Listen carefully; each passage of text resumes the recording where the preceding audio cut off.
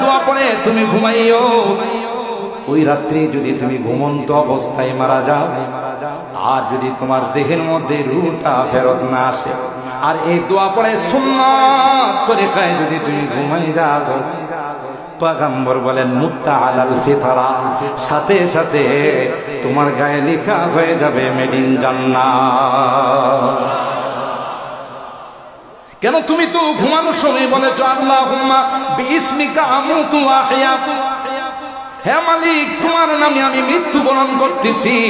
আবার যদি আমি সজাগ হই তাইলে তোমার নামে আমি সজাগ হব। সুবহানাল্লাহ। বলে যেই মানুষটা নিজেকে আল্লাহর কাছে সঁপে দিয়েছে, সে যদি মারা যায় তাইলে কি জান্নাতি না জাহান্নামী? একটু জোরে বলে। যদি তোমার রূহটা ফেরত আসে তাইলে ঘুম থেকে উঠার পর যেহেতু তুমি মরে গেছিলে, দ্বিতীয়বার আল্লাহ তোমাকে জিন্দেগি দান করছেন, এই জন্য প্রথম শব্দটাই হবে আলহামদুলিল্লাহ ইল্লাযী, আলহামদুলিল্লাহ ইল্লাযী। মালিক তোমার সমস্ত প্রশংসা, আল্লাযী আহয়ানা বাদামা আমাতানা ওয়া ইলাইহিন নুশুর।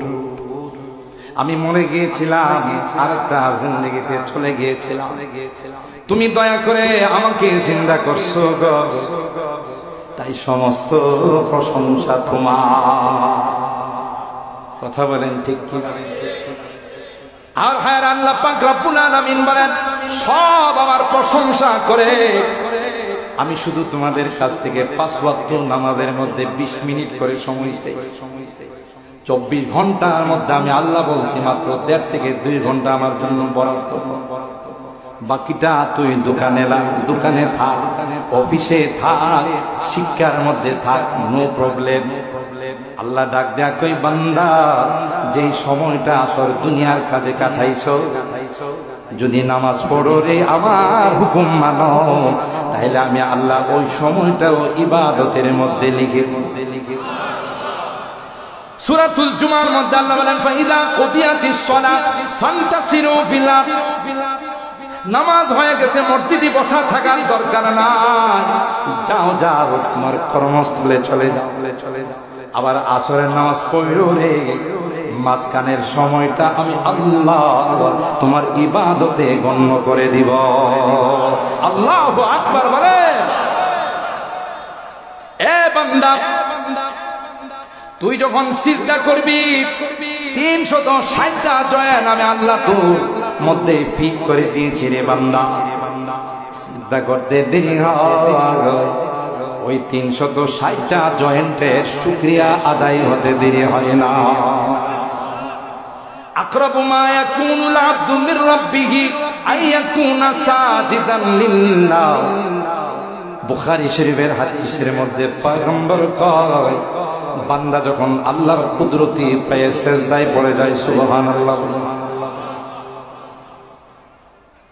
বান্দা যখন কপালটা আল্লাহর কুদরতি পায়ে ঠেকাই দেয়, তখন পয়গম্বর বলেন আল্লাহ এবং বান্দার মধ্যে এত কাছাকাছি হয়ে যায়, আল্লাহ ফেরেশতাদের ডাক দিয়া কয়, দেখতো আমার বান্দাকে যে জন্য বানাইছি, সে আমার কাছে সারেন্ডার করে, সে তার কপালটা আমার কুদরতি পায়ে ঠেকায়া কয় সুবহানা রাব্বিয়াল আ'লা। আমার রব, তিনি তো পবিত্র, তিনি তো অনেক মহান। আল্লাহু আকবার বলেন। बुजुर्गी की नहीं हमको जरूरत, बुजुर्गी की नहीं हमको जरूरत, গোলাম अपना बना हमको खुदाया।